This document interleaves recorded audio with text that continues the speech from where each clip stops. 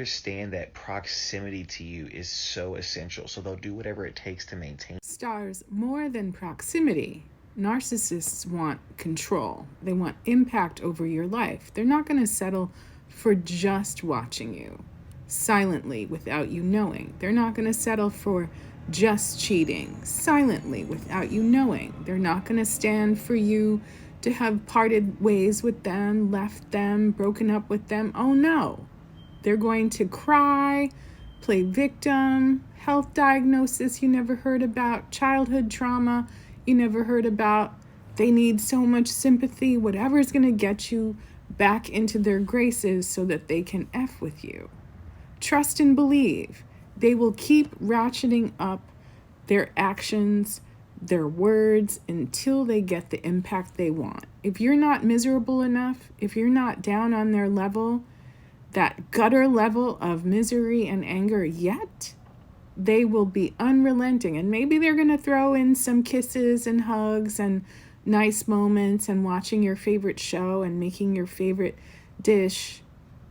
But it won't last, because the goal is really to see how much they can use that proximity to bring you from whatever happy, productive, feeling good state you're in down to the level where they are or where they want to see you. Broken, replaced, discarded. Someone that I know always wants other people to end up worried about her.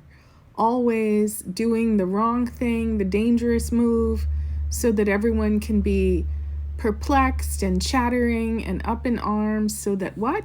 She's the center of attention. Always trying to trigger people, whether it's sexually, with manipulation. Who gets into screaming and crying fights at work? If you're over 25, who does that? Who's bursting into tears and arguing and screaming? Never mind fist fights. Never mind damage to vehicles. It is a kind of immaturity that anyone who knows about liability, you would never do that.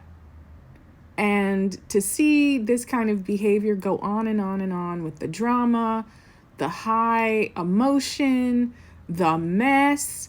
Nobody needs to know your personal business, but that's one of the main tools. How do you get under people's skin? How do you play with their egos?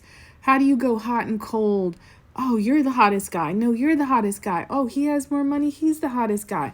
You're the hottest girl. Oh, I want to be with you. I'm going to use you so I can get cast in commercials and TV shows. And, oh, all my boyfriends, all my girlfriends are 10, 20 years older than me because I just think they're hot.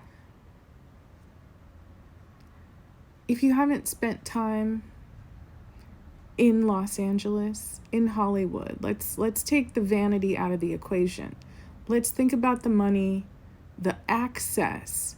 But one of my mentors has always said to me for years, even when I did TV work in New York, Hollywood is not about power. And that's the lesson that people miss. It's not even about access, who's at the party, going here, going there, because you have to pay for that. It's ultimately about control. You want to control other people's ability to earn. If it's not individual people, it's entire genders, entire races, entire sexual orientations, that sometimes people feel like they should be in a position to control their access, control how much of the money that gets made they get. Progress is being made, never enough.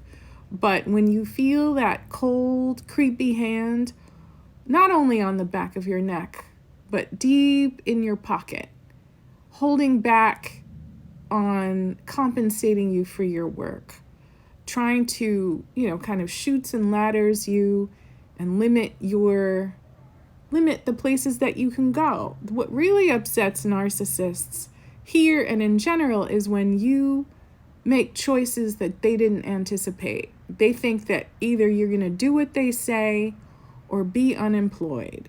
You're going to do what they say or have to walk home from Malibu. You're going to do what they say or, start using substances to try to live with that trauma. There's too many people here ending up in a bad way, and all they ever did was have ambition and go to work. But if you run into the wrong MF, the ones that have ruined their own careers, the ones that all they can do is damage other people to kind of warm them up for the other creeps around the corner. And it's not just men, the people who try to take advantage of being gatekeepers, right? It's not enough to pay them. It's not enough to tip them.